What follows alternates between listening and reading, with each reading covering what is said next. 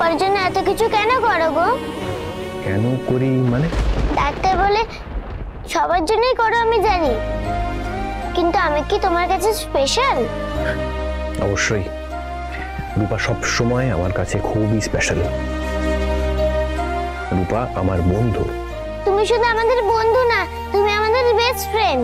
জীবনে সবার বেস্ট ফ্রেন্ডের প্রয়োজন পড়ে। তুমি আমার মায়ের বেস্ট ফ্রেন্ড হবে অর্জুন।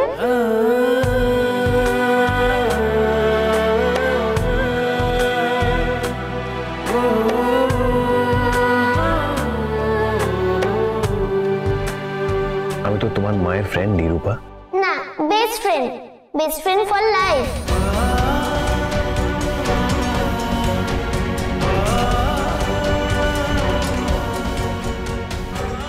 মানে তুমি কি? তুমি এবার মাকে বিয়ে করবে অর্জুন ড্যাডি?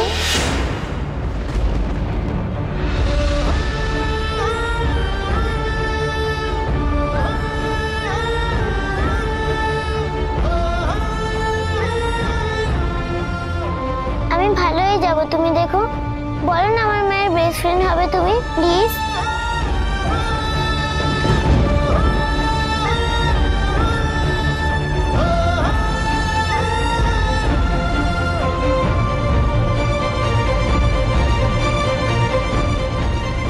অর্জুন পাতামে যা চাই আমিও তাই চাই। এই রে, দীপা সব শুনে ফেললো না তো? কি বলছিস তুই? তুই কি শুনেছিস যেটা তুইও চাস? কি রে রূপা, কি বলেছিস? মা পাতামে বললো না অর্জুন বেস্ট ফ্রেন্ড হয়ে যাবে, তাহলেই ও ভালো হয়ে যাবে। আমিও তো চাই অর্জুনকে ভালো করে দিক। হ্যাঁ, কিন্তু হঠাৎ করে এই কথা কেন উঠলো?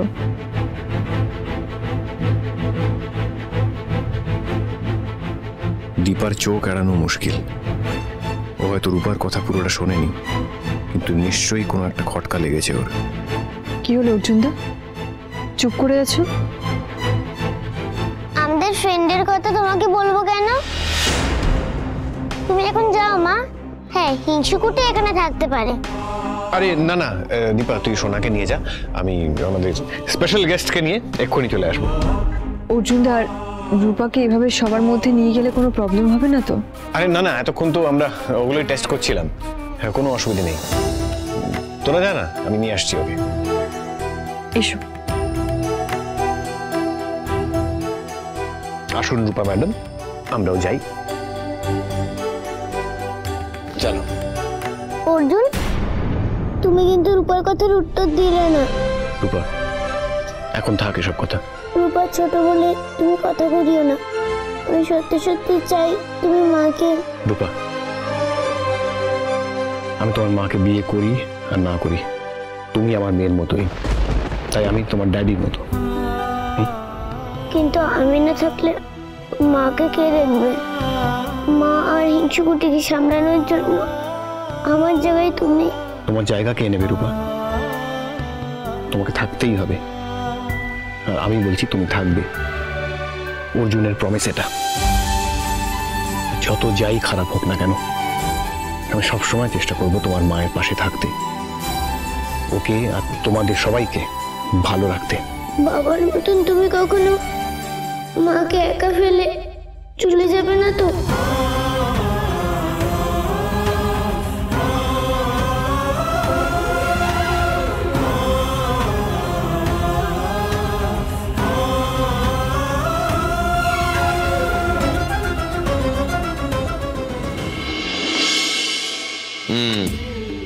গা হাত পা ব্যথা হয়? আচ্ছা, আপনি এক কাজ করুন, আপনি একটু উঠে আসুন এই দিকটা।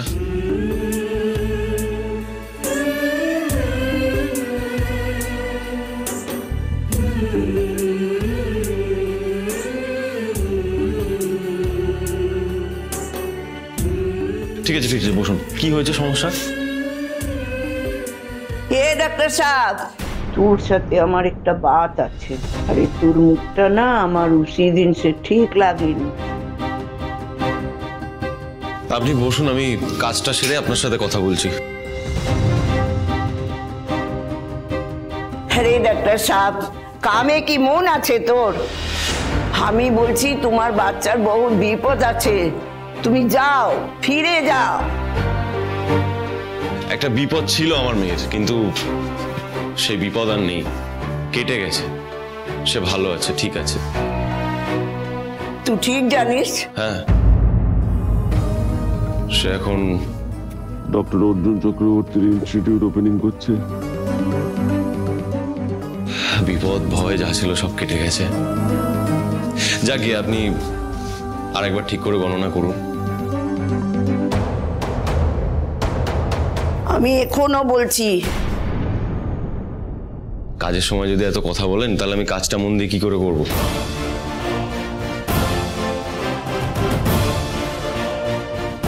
আমি এতো করে কাউকে বলি না, তুই ভালো আদমি আছিস তাই বলছি। দেখুন মাঝি, আমার স্ত্রী মানে আমার মেয়েদের মা আমাকে পরিষ্কার বুঝিয়ে দিয়েছে ওর মেয়েরা ওর কাছে ভালো আছে। সেখানে আমার মানে ওদের বাবার কোনো দরকার নেই। ঠিক है, फिर बाद में যদি তোর মনে হয় তুই ভুল ছিলিস, फिर আসবি हमारे पास। हाँ,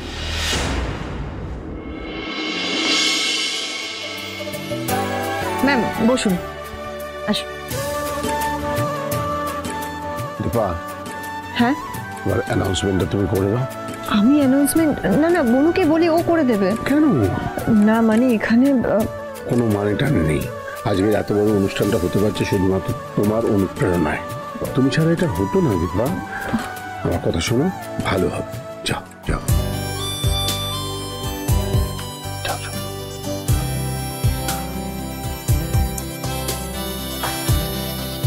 আমি দীপা, দীপান্বিতার পক্ষ থেকে আপনাদের সকলকে জানাচ্ছি স্বাগত। আজ আপনারা এখানে সবাই এসেছেন, তবে এটুকু সময়ের মধ্যে আজ একটা স্বপ্নের জন্ম হতে চলেছে। এই স্বপ্নের বীজ বপন হয়েছিল অনেকদিন আগেই, কিন্তু একটা ঝড়ে সব এলোমেলো হয়ে যাচ্ছে। কিন্তু আজ আবার এই স্বপ্ন মাথা তুলে দাঁড়াচ্ছে। এই স্বপ্ন কারোর একার নয়, আমার, আপনার, আমাদের সবার। এই পৃথিবীতে শিশুদের সুন্দরভাবে বাঁচার জন্য, ওদেরকে ভালোভাবে মানুষ করে তোলার জন্য দীপান্বিতার জন্ম। এখানে আরো অনেক শিশুদের সাথে বিশেষভাবে সক্ষম শিশুরাও পড়াশোনা করবে। তাদের দেখভাল, তাদের আদর যত্ন, তাদের খাওয়া দাওয়ার সব দায়িত্ব এই দীপান্বিতার। আমাদের স্বপ্নের প্রতিষ্ঠান।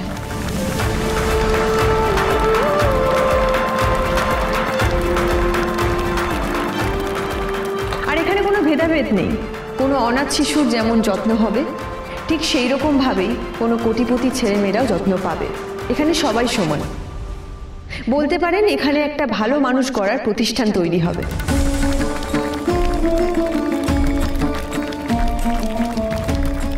এবার এই স্বপ্নের যিনি রূপকার, ডক্টর অর্জুন চক্রবর্তী, ওনাকে আমি অনুরোধ করব এখানে এসে প্রদীপ জ্বালিয়ে দীপান্বিতার শুভ সূচনা করার জন্য।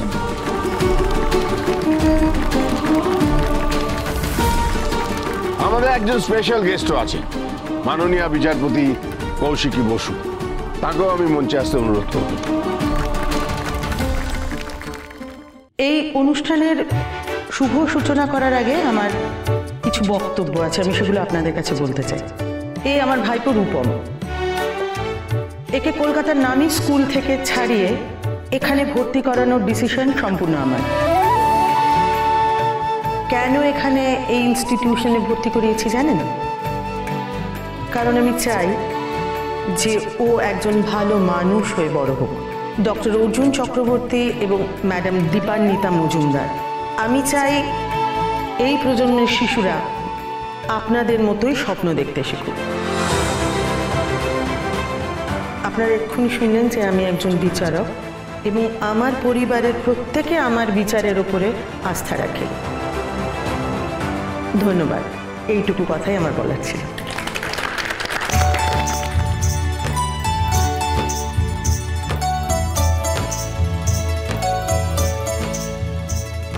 ধন্যবাদ আসার জন্যে। দীপা আমাকে এই স্বপ্নের রূপকার বললো ঠিকই, তবে এই স্বপ্ন কোনো রূপই পেত না যদি না আমার পাশে সবাইকে পেতাম।